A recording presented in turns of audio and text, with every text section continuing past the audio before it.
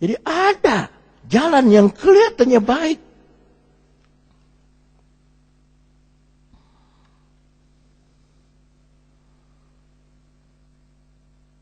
Air curian itu manis rasanya, kata Amsal tuh. Kalau boleh mencuri, air itu manis rasanya. Tapi akhirnya memagut seperti ular. Menggigit seperti ular. Ya. Kalau telur ayam, enggak jadi ayam itu namanya telur apa? Orang Cianjur yang saya tanya. Telur apa? Cacing jalang. Di Manado disebut telur apa?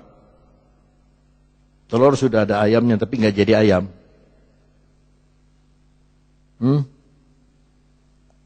Jadi luas bahasa Sunda daripada Manado. Manado nggak tahu. Ada yang tahu di daerah kamu namanya apa tuh? Telur direbus. Telur dirami tapi nggak jadi ayam. Hah? Apa?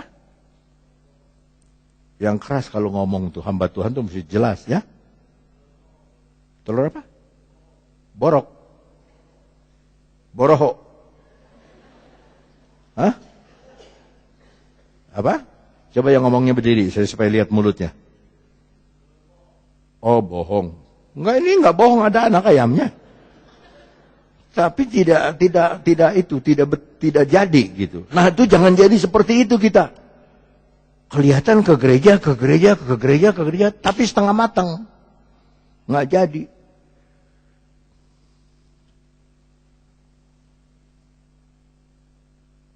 Ada jalan yang kelihatannya bagus, tapi akhirnya menuju kepada maut, menuju kepada kematian.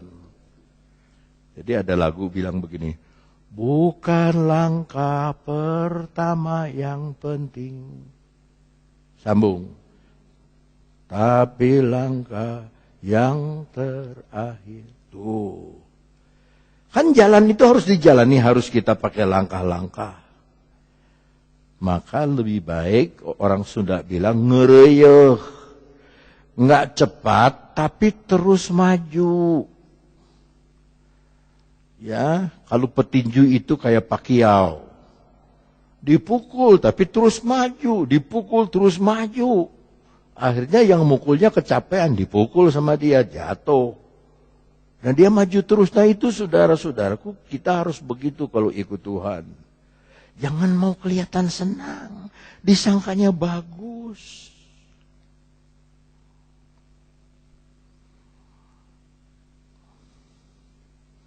Banyak orang tua menyekolahkan anak itu bukan keinginan anak, tapi maunya orang tua. Wah, maunya dia nih, saya mau jadikan anak saya gini, saya mau jadikan anak ini. Dipaksa anak itu. Nggak bagus.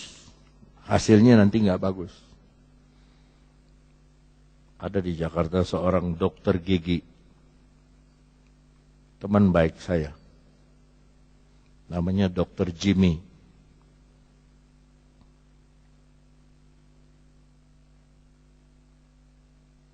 Nggak jadi dokter gigi. Sebab saya jadi dokter disuruh-suruh sama orang tua, dipaksa-paksa saya jadi dokter gigi. Ya jadi apa? Dagang cita, dagang kain.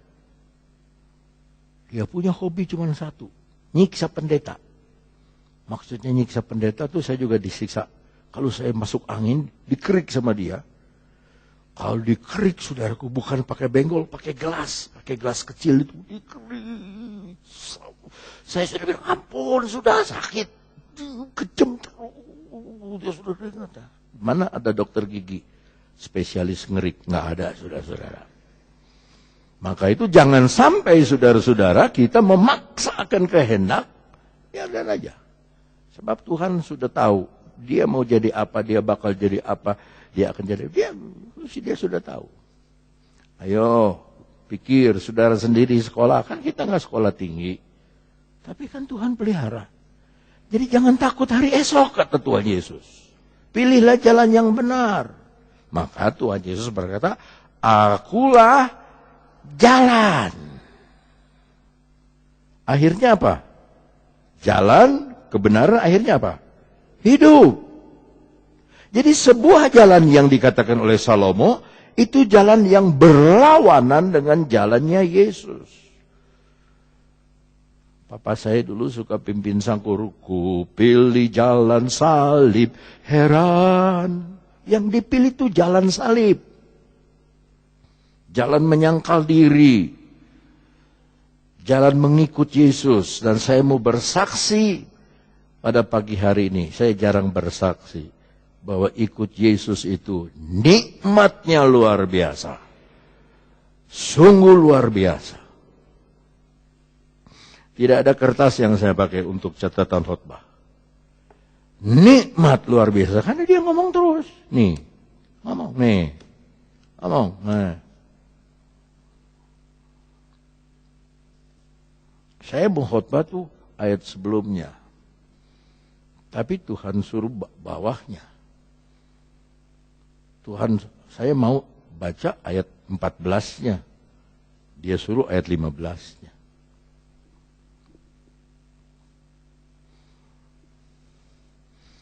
Almarhum Om Peterson, waktu perang dunia pecah, orang Amerika disuruh pulang.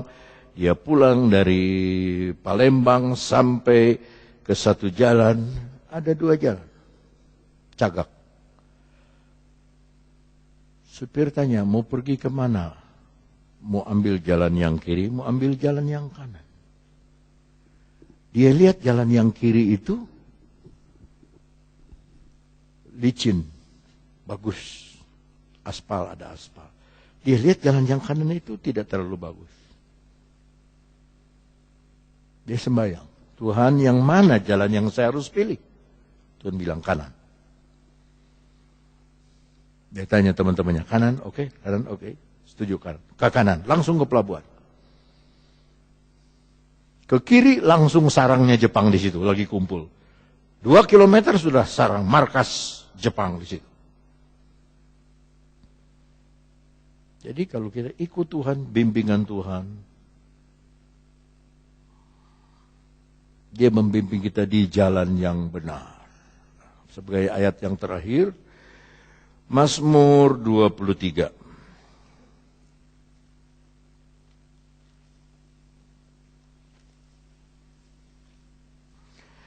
Mazmur 23 ayat 1. Mazmur Daud, Tuhan adalah gembalaku.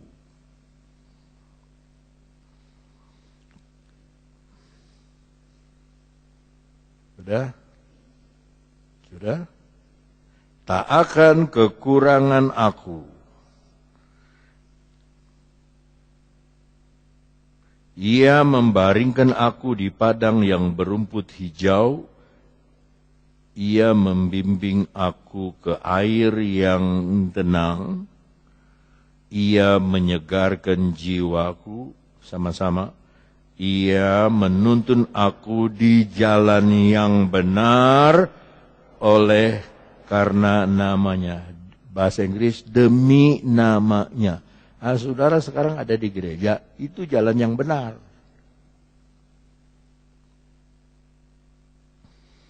Coba saudara perhatikan begini. Yang saudara perhatikan ayat yang saya baru baca. Tidak akan kekurangan membaringkan aku rumput hijau, air yang tenang, menyegarkan, menuntun di jalan yang benar. 7 hal. Diakhiri dengan di jalan yang benar.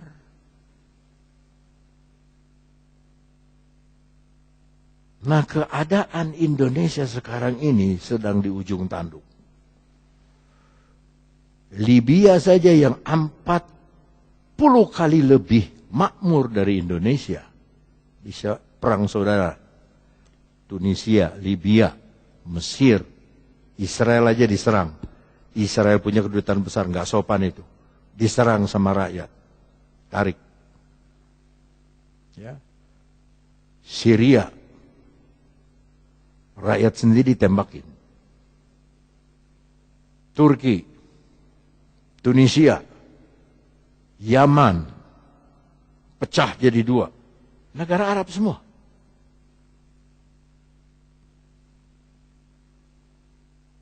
Termasuk Indonesia. Di Jakarta 1 bulan saja 141 kali kebakaran. Tadi pagi ada kebakaran lagi. Hampir tiap hari kebakaran. Merdeka udah 60 berapa tahun sih? 65 tahun merdeka. Ngurus listrik aja nggak becus. Kebakaran. Kompor meledak.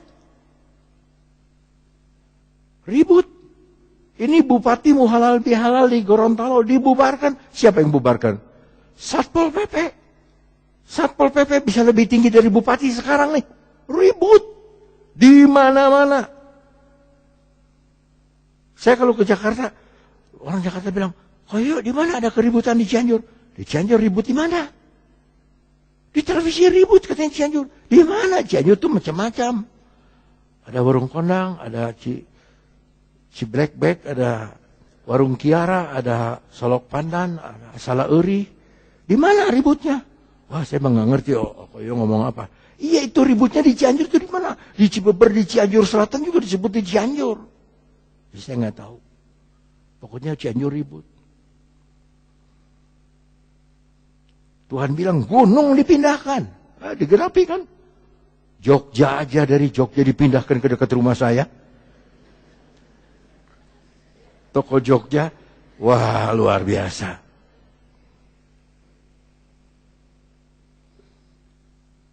Jakarta dipindahin ke Cianjur, ayam goreng Jakarta. Di Cianjur, di Jakarta ada ayam goreng Cianjur, ikan bakar Cianjur. Pindah ke Jakarta sampai ke Bali, dipindahkan. Nah kamu juga nanti bakalnya kalau kamu sungguh-sungguh di jalan yang benar, kamu akan berhasil. Bukan cuma di Indonesia. Sampai saya ke New York. Di New York saya dibawa sama pendeta. Ayo ada kejutan buat om. Kejutan apa? Ayo kita makan dulu. Makan di rumah makan Jepang. Saya lihat yang tukang masaknya ex Cianjur. Sebab di sana kalau pendeta harus kerja. Kalau tidak kerja nggak makan. Ex Cianjur.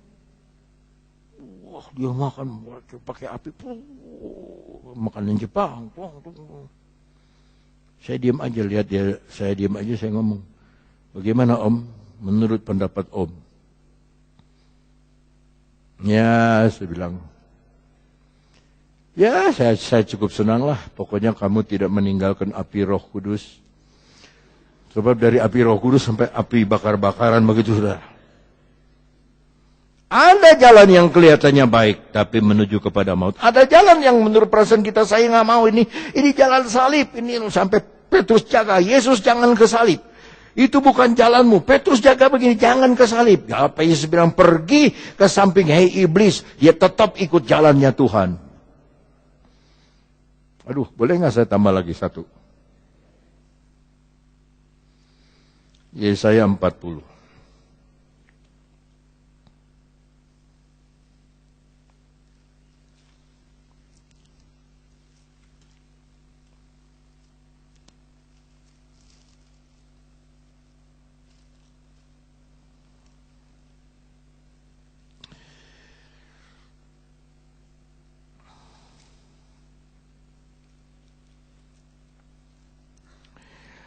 Yesaya 40 kita akan membaca